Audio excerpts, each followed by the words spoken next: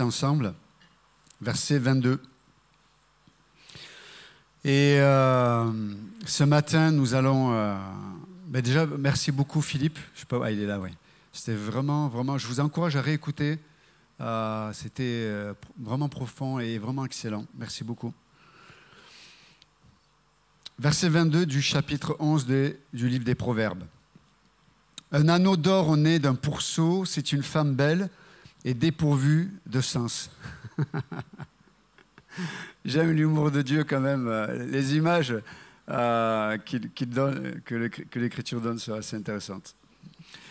Le désir des justes, c'est seulement le bien. L'attente des méchants, c'est la fureur. Tel qui donne libéralement devient plus riche, et tel qui épargne à l'excès ne fait que s'appauvrir. L'âme bienfaisante sera rassasiée, et celui qui arrose sera lui-même arrosé. Alors aujourd'hui, on peut être bien arrosé, donc... Celui qui retient le blé est maudit du peuple, mais la bénédiction est sur la tête de celui qui le vend. Celui qui recherche le bien s'attire de la faveur, mais celui qui poursuit le mal en est atteint. Celui qui se confie dans ses richesses tombera, mais les justes verdiront comme le feuillage. Celui qui trouble sa maison héritera du vent, et l'insensé sera l'esclave de l'homme sage. Le fruit du juste est un arbre de vie et le sage s'empare des âmes. Voici, le juste reçoit sur la terre une rétribution, combien plus le méchant et le pécheur. Donc, il y a plusieurs choses qu'on va essayer de refléter à travers ces textes. Et la première chose, c'est le verset 22, quand il est parlé d'un anneau d'or au nez d'un pourceau. Donc, vous savez qu'à l'époque, je ne sais pas si ça se fait toujours, peut-être à certains endroits du monde, mais on mettait des anneaux sur le groin du porc, parce que si on ne lui mettait pas cet anneau, le porc, ça massacre tout. Ça creuse partout, ça détruit tout son environnement. Donc on mettait un anneau pour éviter qu'il creuse, qu'il massacre tout l'environnement qui était autour de lui. Donc le groin retenait la nature du porc, mais ça ne changeait pas le porc en fait du logis. Vous êtes d'accord avec moi ? De la même façon, l'Écriture nous dit que même une femme belle, parce que donc, juste pour finir quand même, comprendre l'analogie, c'est qu'à l'époque, les femmes de haut rang mettaient souvent au côté droit, je crois, oui, du nez, elles mettaient un anneau d'or. Comme aujourd'hui, les femmes de haut rang vont mettre plutôt des bijoux, des colliers, etc. etc. Mais à l'époque, ce qui était stylé, c'était l'anneau d'or sur le côté droit du nez. Et donc, là, l'auteur est en train de dire que même si l'extérieur est magnifique, même si l'extérieur est irréprochable, même si l'extérieur manifeste de la richesse, et puis un rang social, l'extérieur ne changera jamais l'intérieur. Et c'est pour ça qu'il donne ce parallélisme avec le porc. Le porc, même si tu mets un anneau d'or, comme à l'époque c'était une marque de richesse et de bénédiction, un anneau d'or au nez d'un porc, ça ne changera pas que le porc restera un porc. Alors ne pensez pas à votre mari, à votre femme, ou à un cousin, ou à votre patron. On veut pas penser à nous-mêmes ce matin. Donc, le principe est là. L'extérieur, c'est pas l'extérieur qui change l'intérieur. D'accord ? Ça, c'est vraiment important. Donc, c'est ce qu'il est en train de dire. C'est de comprendre que on doit investir, mettre l'emphase dans l'intérieur, dans l'homme et la femme intérieure. Et c'est pour cette raison que le verset qui suit nous donne une petite explication. Et il dit quoi ? Le désir des justes, c'est seulement le bien. Alors, c'est intéressant parce que là, donc là, il parle de l'intérieur. Le juste, ce n'est pas simplement quelqu'un qui moralement est irréprochable. Mais vous vous souvenez, on a dit que le juste, c'est celui qui acceptait la sentence de Dieu, qui, n'oubliez pas, Jésus-Christ a été immolé avant la fondation du monde. Quand Adam et Ève ont péché, Dieu les a revêtus d'une peau d'animal. Sous-entendu, que le seul moyen d'être acceptable, le seul moyen d'avoir une vraie identité selon le regard de Dieu et le cœur de Dieu, c'était à travers du sacrifice. Mais il fallait que le sacrifice, on se l'approprie personnellement. C'est pour ça qu'Adam et Ève ont été habillés. Et nous, quand on croit en Jésus-Christ, quand on met notre confiance en Jésus-Christ, c'est comme si on se revêtait de l'habit que Dieu nous propose. C'est comme ça que Dieu nous voit. Quand Dieu nous voit, il voit à travers nos vies le sacrifice de Christ. Et donc, il n'y a plus rien qui puisse aujourd'hui, aux yeux de Dieu, être condamnable dans nos vies. C'est pas merveilleux, ça? C'est extraordinaire. D'où l'importance d'investir dans ce qui est profond, dans ce qui est intérieur. Et encore une fois, on est dans un monde où l'humanisme et la religion d'État, on va dire, dans le monde occidental. Et donc, on va juger ou mesurer les gens selon leur bonté ou selon... Donc, on va dire, telle personne qui travaille dans telle assoce pour aider les SDF. Puis après, dans les conversations, ça se passe. Moi, j'ai fait ça, j'ai aidé telle personne, j'ai fait ceci. Donc, souvent, quand on évangélise dans la rue, quand tu te poses des questions des fois à des gens, ça leur disait, mais si jamais tu meurs, tu vas où? Quand même, je ne suis pas parfait, ça je te l'accorde, mais quand même, tous les biens que j'ai faits, je pense que quand même Dieu va m'accepter. Là, tu te fais comme le porc. C'est pas parce que tu mets un anneau d'or au porc, c'est pas parce que tu mets des bonnes œuvres, c'est pas parce que tu es bon moralement que ça change ta nature. C'est la nature le problème. Et donc, Dieu nous dit, nous sommes appelés à vivre comme des justes. Des justes, ce n'est pas mes œuvres, ce n'est pas mes actions qui me justifient, c'est l'œuvre accomplie. Et là, c'est intéressant parce qu'il est dit quoi? Le texte nous parle de le juste désire le bien. Le mot désir, il est fort en hébreu là. C'est le mot qui est normalement traduit par convoitise. Hey, vous avez vu? On a le droit d'avoir des convoitises. Vous savez ce que c'est une convoitise? On te montre quelque chose et tu dis ça, je le veux. Et tu penses qu'à ça, tu rêves qu'à ça, tu manipules ton entourage que pour ça. On connaît bien, moi les enfants ils sont spécialistes. Ils vont essayer de te prouver que ce qu'ils veulent, c'est indispensable.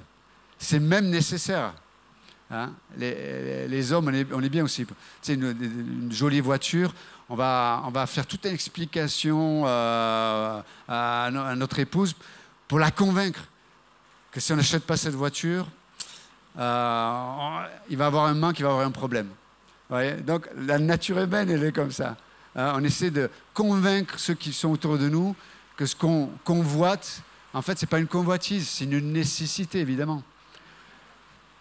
Mais on ne la fait pas. Donc, et en général, quand c'est une convoitise, quand on essaie de convaincre les autres, on est un peu confus en général. On s'en mêle les pinceaux en général. Quand la personne commence à poser des questions, on devient confus dans nos explications.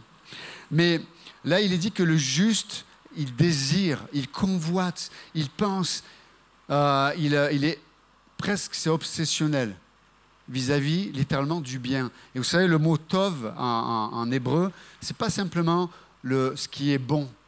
Ça parle alors je sais que c'est pas très français ce que je vais dire, mais vous comprendrez. Ça parle de complétude. Quoique si, c'est français, je crois.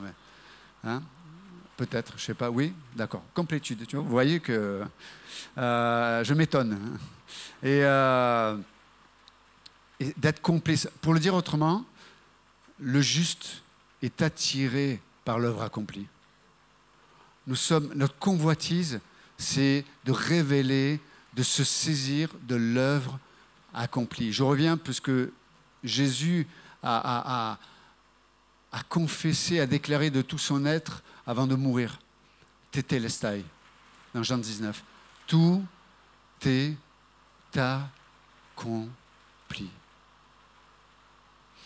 Et le désir du juste, cette convoitise, c'est de voir l'œuvre accomplie. Quand on voit quelqu'un qui chute, est-ce qu'on voit quelqu'un qui chute ou est-ce qu'on peut voir avec le regard de Dieu l'œuvre accomplie?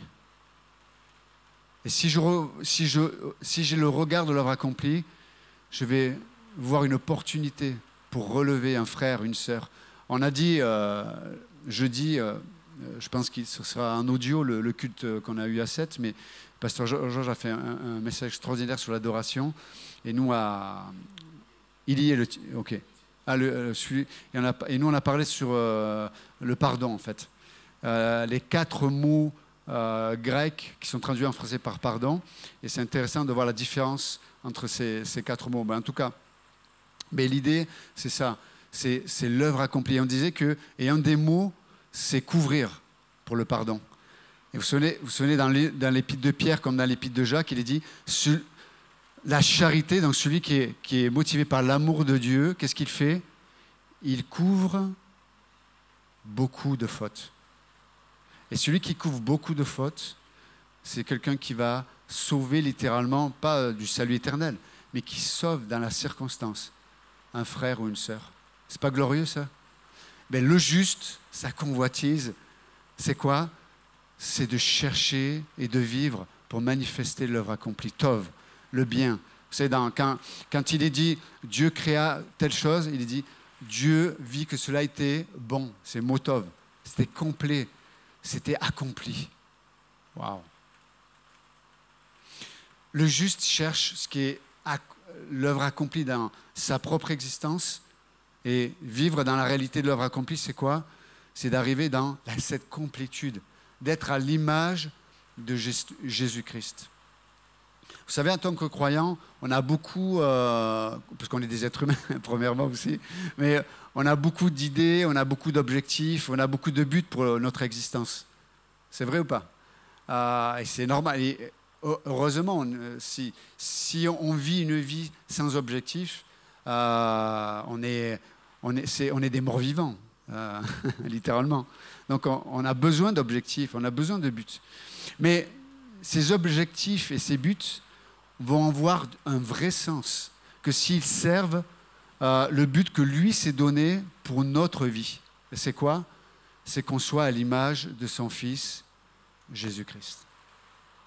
Donc ce matin, on s'est réunis, on est venu à l'église avec des besoins différents, avec des histoires différentes, avec des motivations différentes, on est des personnalités diverses et variées, on est différents.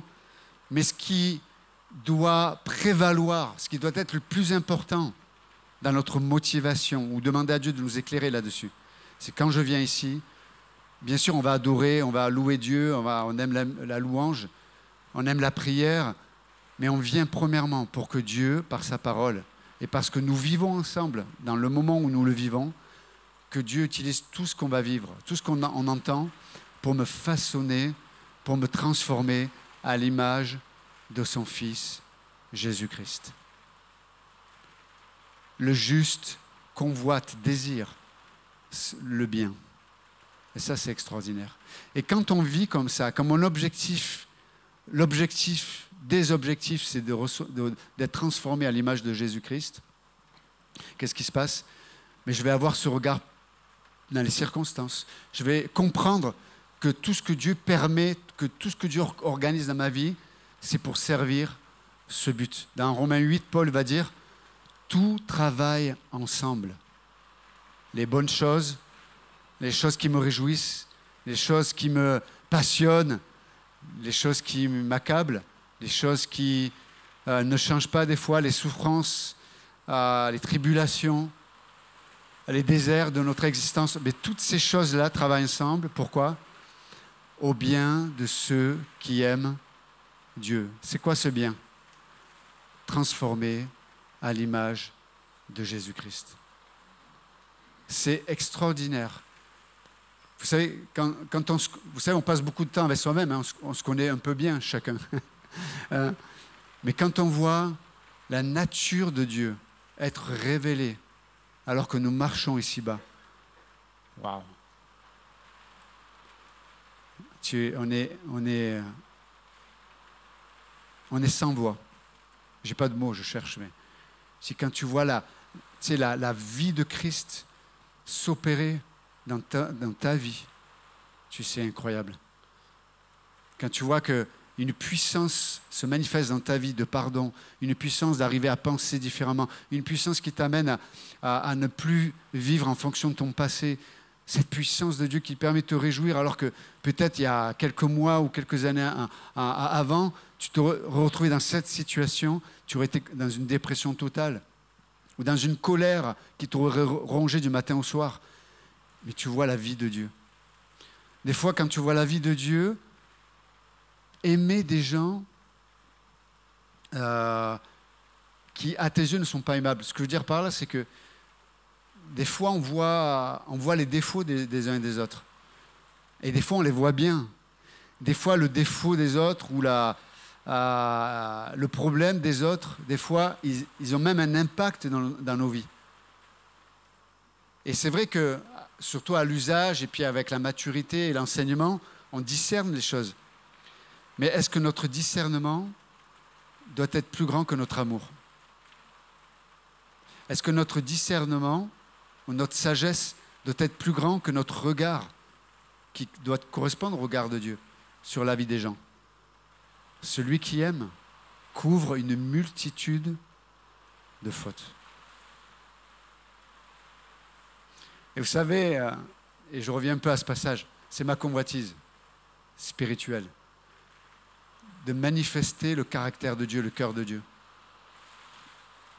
De voir que l'amour prend le pas sur la colère. De voir que l'amour prend le pas sur tous mes mécanismes de défense. Lui ou elle, j'en veux plus parce que... Et Dieu dit, et si tu devenais la solution, et si tu devenais cette personne qui va pas lâcher, accompagner pour révéler Christ dans le chemin que cette personne est en train de vivre. C'est pas naturel, mes amis. Vous êtes d'accord avec moi? Alors, écoutez bien, l'homme naturel ne choisira jamais le bien tel que je le décris là. Il choisira toujours la facilité. Je choisirai toujours la facilité, naturellement parlant. Ben, des fois, l'amour de Dieu va nous engager dans des chemins compliqués, avec des gens compliqués. Mais si on est honnête, la personne très compliquée dans cette salle, c'est pas vous, hein. C'est moi. Je vois la patience de Dieu avec moi. Je vois l'amour de Dieu envers moi. Je vois si Dieu, comme dit le psalmiste, Seigneur, si tu comptais mes fautes, je ne serais pas devant vous ce matin. Je serais disqualifié. Mais je serais, s'il y avait le banc des pécheurs, j'y serais 1000 fois.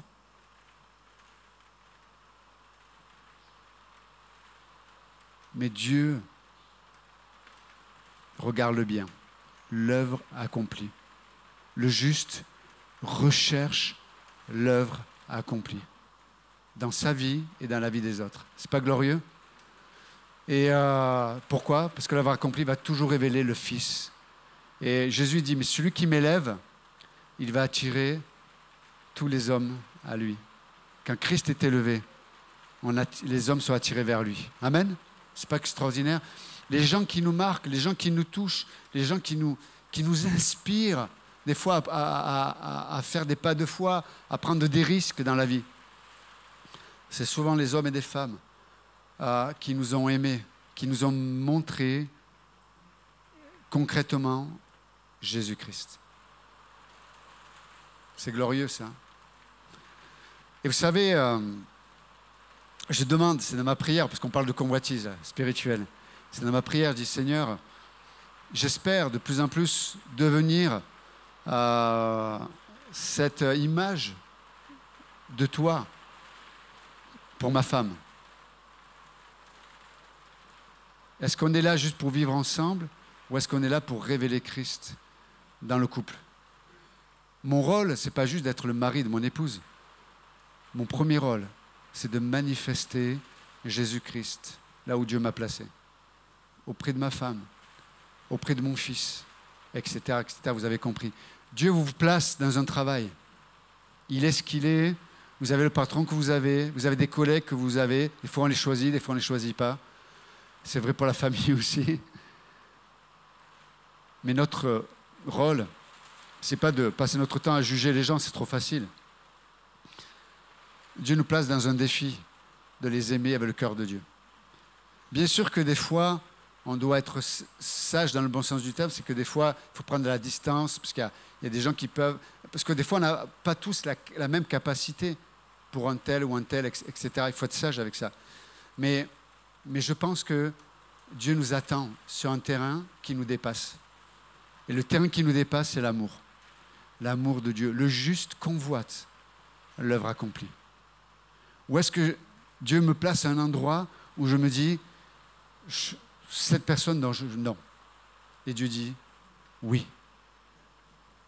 Ça me rappelle un film avec Louis de Funès. Je dis oui. Bon, les plus jeunes ne connaissent peut-être pas Louis de Funès, mais est-ce qu'on... Juste avançons un peu, donc je trouve ça incroyable. Et puis il est dit que, par contre, l'attente des méchants, c'est la fureur. Et c'est fou quand même, parce que là, donc le juste, lui, recherche le bien. Il est occupé, quelque part, à donner. Vous savez, je vais le dire autrement. Si je me place dans une position où je dois donner à Yvan, mais Yvan, il a tellement d'évidence à mes yeux, c'est tellement évident ce qui ne va pas dans sa vie. C'est pas vrai, c'est pas vrai. Mais admettons que je vois tellement de choses mais du coup, je me place sur le chemin, dans un engagement intérieur devant Dieu. Je veux être là pour manifester le caractère de Dieu, qu'il puisse voir en moi, qu'il ait un repère en me regardant de l'amour de Dieu, alors que peut-être lui ne l'aime pas comme il devrait l'aimer. Et je discerne peut-être qu'il n'aime pas Dieu, qu'il se préfère, etc. Mais est-ce qu'il peut être gagné? Il peut être gagné. Si Dieu m'a gagné, est-ce qu'il peut gagner Yvan? Oh oui. Du coup, je me place sur un endroit où je sais que en Johan, en moi-même, je n'aurai pas la capacité. Mais je me place sur un terrain où je vais être obligé de dépendre de Dieu. Vous entendez? Je vais être obligé de dépendre de Dieu. Là, je ne suis plus dans je te donne mon surplus, mais là, je me place dans une position où je vais devoir dépendre, recevoir de Dieu pour donner ce que je reçois. Vous m'entendez? Ce que Yvan, il a besoin. Il n'a pas besoin de Johan, mais il a besoin de ce que Dieu donne à Johan pour Yvan. Et ça demande cette marche de foi. Le juste convoite, cherche l'œuvre accomplie. Qu'est-ce qui va révéler Christ dans ma vie? Donc, le juste est occupé à donner ce qu'il reçoit.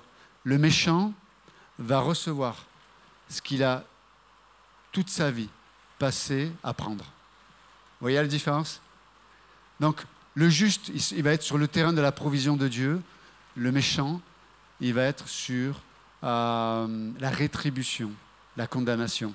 Et là, c'est assez fort ce que Dieu dit là. Puisqu'il dit l'attente des méchants.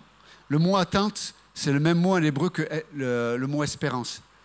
Ça parle de... Vous savez, le mot espérance en hébreu, ça parle d'un lien, un cordon. En général, le mot est utilisé pour parler des vivants qui sont sur terre et de l'espérance après la mort. Et l'espérance, c'est le lien qu'il y a entre le terrestre et l'éternel. Et l'éternité, pardon. C'est ça le mot espérance. C'est que dans mon humanité, dans ce que je vis, vous savez, quand tu parles par exemple de la mort, un bien-aimé qui est mort, mais nous on a l'espérance. On a ce cordon, je ne vois plus la personne, je ne serai plus en contact. Oui, parce que la mort nous sépare pour un temps. Mais l'espérance biblique, c'est ce cordon, c'est ce lien qui fait qu'on n'est pas séparés en fait. On est séparés de corps et de communication, mais dans mon cœur, la personne est aussi vivante, aussi vraie que si elle était encore présente. Le mot espérance est fort. Mais là, le mot attente, là, pour les méchants, c'est ce mot-là. Il y a un lien qu'on ne pourra pas couper. Le méchant sera lié au jugement. Littéralement, le mot, c'est fureur de Dieu. Fureur de Dieu. Et la fureur, c'est un jugement, écoutez bien, un jugement sans contrôle. Ce n'est pas juste un jugement, c'est un jugement sans contrôle. Ça veut dire que Dieu, quand tu auras ce jugement-là, il ne se retiendra pas. Vous entendez? Le méchant aura un jugement où Dieu ne va pas se retenir. Alors des fois, ça se passe ici-bas, mais in fine, au ciel, le méchant, dans l'Apocalypse, il est parlé du jugement du grand trône blanc. Ça parle de quand Dieu va juger les morts qui n'ont pas reçu Christ, ce sera un jugement sans retenue de la part de Dieu. Un mystère. Bon, ça vous encourage, hein, ce matin, je vois que... Ok. Verset 24, pardon. Non, pardon. Parce que j'avais mes yeux là. Non, c'est bon, c'est ça. Verset 24. Et là, l'auteur, il passe à une autre, dans une autre section là. Et il parle d'un sujet qui est lié à ce qu'on dit, mais qui est assez intéressant. Donc, c'est 3 maximes qui parlent de l'importance de la générosité, en fait. Et il donne vraiment des arguments assez incroyables sur comment Dieu voit l'importance de la générosité.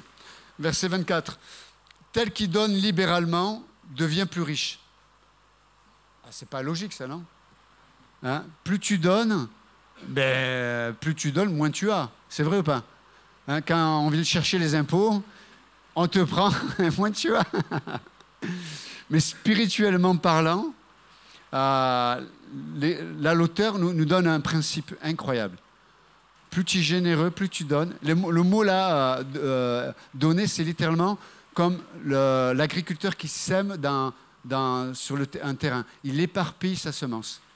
Celui qui est généreux, la Bible dit, Dieu va le rendre plus riche. Waouh! Et ce qui est extraordinaire, je me souviens, parce que je sais que c'est un sujet, vous savez, chaque nation, on a des qualités, des défauts, mais je sais que les Français sont très généreux de temps en temps. Mais on n'a pas la culture forcément de l'accueil, de la générosité. Vous savez, la semaine prochaine, je vais aller au Maroc, et Pasteur Michel, tu peux me corriger si je me trompe, mais est-ce qu'ils sont accueillants? C'est des gens pauvres, mais ils t'accueillent, un couscous, un truc. On dirait qu'ils ont des moyens énormes, surtout que la nourriture est chère, quoi. Mais le peu qu'ils ont, ils vont le donner pour t'accueillir. C'est dans la culture, c'est comme ça. Vous voyez? Il y a cette générosité. Nous, en France, si j'ai des petits beurres, je te donne quelques petits beurres, mais ne me donne pas trop, quoi. Vous voyez? On n'a pas cette culture. Et au Moyen-Orient, c'était une valeur incroyable de la générosité. Vous savez, des fois, on manque de générosité parce qu'on est tellement occupé avec que si je donne, voilà ce qui va me manquer. Ça sous-entend quoi? Que je mets ma sécurité, que je mets ma confiance dans mes biens, non? Oui ou non? Et bien sûr, vous savez, c'est facile de dire « j'aime Jésus, alléluia, j'écoute la louange, je viens à l'église le dimanche », c'est très bien, et gloire à Dieu. Mais quand on touche à monsieur et madame Euro, là, ça me rappelle un film, le Tonton Flingueur, là. Bon bref, c'est une autre histoire. Mais pour ceux qui connaissent,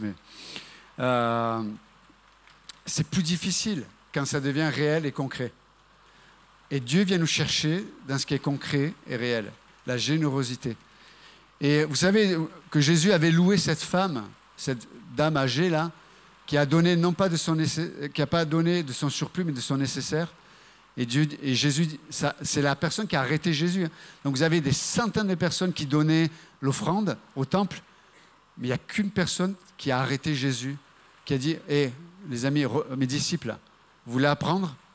Regardez. » Eux, ils l'ont même pas calculé. Elle a donné 20 centimes, là. Et Jésus dit, mais tu vois, elle n'a pas donné de son superflu, elle a donné de son nécessaire. Voilà. Pourquoi? Parce que Dieu est sa sécurité. Pourquoi? Parce que Dieu est la personne sur laquelle elle s'appuie. Vous savez, le piège du monde occidental, c'est qu'on nous a fait croire que notre argent, que nos biens matériels, c'était notre sécurité. Je peux vous dire que ça peut partir comme ça. Demandez à Job. Vous vous souvenez Job dans la Bible? Si demain on vous demande un effort de guerre et qu'on vient chercher vos économies, vous n'aurez pas votre mot à dire. Hein. Du jour au lendemain, on les prendra. Quand à Chypre ou en Grèce, l'économie s'est écroulée, du jour au lendemain, les gens se couchaient avec tant sur leur compte, le lendemain, ils se levaient, ils n'avaient plus rien. On est à l'abri de rien. Le matérialisme, on est à l'abri de rien. Et le matérialisme ne te soutiendra pas si tu as un cancer, que tu es en train de mourir. Hein. Donc là, Dieu veut nous apprendre la source de la liberté et de la paix. Et ça commence par la générosité. Moi, je suis toujours choqué. C'est souvent les gens qui ont le moins qui donnent le plus. C'est fou, hein? Et moi, ça m'inspire, parce que c'est vrai, c'est pas ma culture d'être généreux. On est toujours en train de calculer, et Dieu dit non, laisse-moi. Je me souviens une fois, j'étais à l'église, c'est à l'époque que j'étais étudiant, et j'avais pas grand-chose. Je me souviens, j'avais juste, c'était un franc encore à l'époque. Je crois que j'avais 5 francs, et avant, on vendait à l'époque à l'église, après le culte, il y avait des ventes de sandwich, de pizza, de trucs comme ça. Donc, j'avais pas mangé, et j'avais 5 francs dans ma poche, et c'était pour mon sandwich. Ça valait 5 francs. Et là, le panier qui passe, et le Saint-Esprit me dit, donne les 5 francs. Je dis, non, le sandwich. Donne les 5 francs. Je dis, non, le sandwich. Après, dans un acte de folie, ah ben voilà tes 5 francs. Non, je n'ai pas donné comme ça. Mais vraiment, j'avais la conviction de dire, Seigneur, ben voilà, je te le donne. Et je me souviens, le culte fini, puis tu as l'odeur des sandwichs. Et il y a quelqu'un qui vient me voir et dit, hey Johan, viens au bar. Je dis, non, pas trop, parce que je vais sentir le... Elle me dit, je t'offre à manger, je t'offre une pizza. Et on m'a offert carrément une pizza. C'était mieux que le sandwich. Plus cher et mieux que le sandwich. Tout ça pour vous dire que Dieu pourvoit. Et comme dit l'auteur là, celui qui est généreux, ben, il va voir Dieu l'enrichir. On va avoir des fois une intervention de Dieu au niveau des finances, au niveau de... Tu te dis, mais je ne sais pas d'où ça vient, mais c'est venu. Je sais qu'avec mon épouse, on a cette conviction. Ce n'est pas une loi, mais c'est une conviction qu'on a. Nous, on donne la dîme depuis que je me suis converti, c'est en 1994. Que j'ai eu de l'argent ou pas d'argent, j'ai eu cette conviction de donner la dîme, parce que c'est un enseignement des Écritures. Et encore une fois, ce n'est pas une loi, mais c'est un minimum en fait. Et j'ai jamais eu des situations où Dieu n'a pas pourvu. En plus de 30 ans. Incroyable. Je me souviens à l'époque, Pasteur Luigi, quand il est arrivé au Togo, à Lomé, les gens étaient extrêmement pauvres. Mais là, on parle de la vraie pauvreté. Et pendant les premières années, il n'enseignait jamais la générosité, l'offrande, les dîmes, etc. Parce qu'il se dit, maintenant, ils n'ont rien, c'est à moi de leur... Et Dieu l'a corrigé, il lui a dit, non, tu les empêches de me voir intervenir dans leur vie. Il a commencé à enseigner, etc. Ils ont commencé à donner. Et c'est incroyable comment Dieu est intervenu dans la vie de ces hommes et de ces femmes. C'est incroyable. Donc nous, on a cette conviction. Et en plus, on se défie des fois. Tu dis, tiens, je donne en plus des offrandes, etc. Et c'est incroyable parce qu'on manque de rien. On a trop même, hein, Angela, je crois. On a trop. Donc si vous manquez, allez voir, je ne nomme pas certains, mais la générosité, c'est vraiment incroyable. Donc, et entre parenthèses, moi je tiens vraiment à féliciter l'Église, parce que je trouve que vous êtes une Église qui est vraiment généreuse. Vous pouvez vous applaudir. Vraiment, c'est incroyable de voir la générosité de l'Église, de voir combien on aide certains missionnaires, certaines personnes, de voir, enfin voilà, vraiment merci aussi vraiment de la part du Seigneur. Mais on peut croître, on peut grandir, même dans la générosité. Amen. Ok, on va arrêter là ce matin. Et, parce que la pluie m'a fatigué. J'ai l'impression d'être dans une bouteille là. Mais allez Seigneur, merci encore ce matin pour ta grâce. Merci pour l'Église aussi qui, par la foi, est venue ce matin, les frères et sœurs, malgré la pluie, malgré le bruit. Merci encore Seigneur pour la présence de chacun et de chacune. Te prions de bénir ceux et celles qui n'ont pas pu se déplacer, qui souffrent dans leur corps. On pense à Françoise, à notre précieux Didier, à Brigitte et à bien d'autres encore, Seigneur. Merci de les fortifier, les encourager. Merci encore pour ta parole ce matin. Ce qui venait de toi, que ça puisse trouver une place dans nos cœurs, afin que cette semence que tu as placée dans nos cœurs, mais tu permets qu'elle puisse croître et multiplier. Donc merci encore Jésus pour ta bonté, pour ton amour. Merci pour ta présence dans nos vies. Gloire à toi Jésus. Apprends-nous Seigneur, comme on l'a dit tout à l'heure, être ces justes qui cherchent l'œuvre accomplie dans toutes les sphères, dans tous les domaines. Nous te remettons le reste de cette journée. Dans le nom précieux de Jésus-Christ, nous prions. Amen. Amen. Que Dieu vous bénisse. Merci.